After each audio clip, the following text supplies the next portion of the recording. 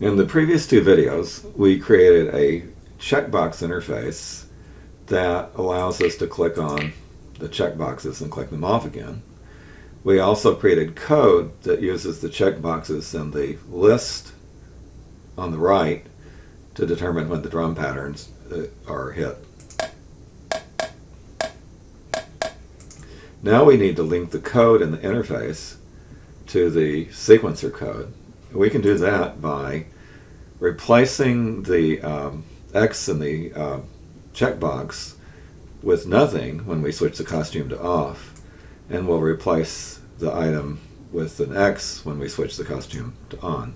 So now if we click it off, that takes away the X, and if we click it back on again, that puts an X back into the box. Now at this point, I would probably like to replicate that in the second checkbox, and I can do that just by saying duplicate, and then take this item and I'm going to drag it over here, and it will then reappear here.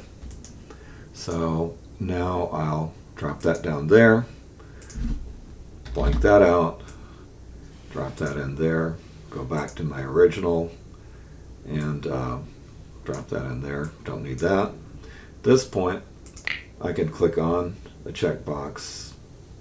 Well, I made one more change. I don't want to replace item 1, I want to replace item 2. So now let's try that. And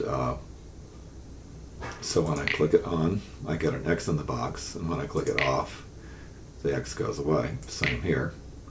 So by linking each of the checkboxes to the list, I can control the pattern of drum hits.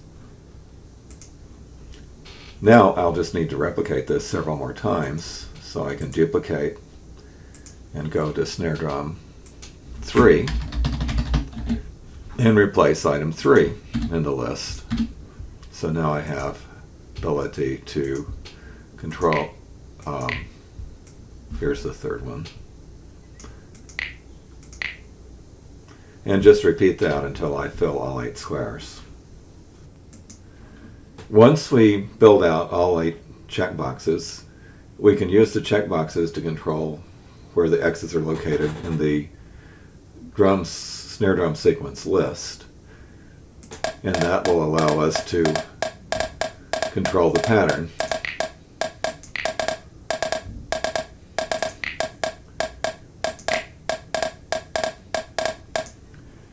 This then gives us a basic drum sequencer.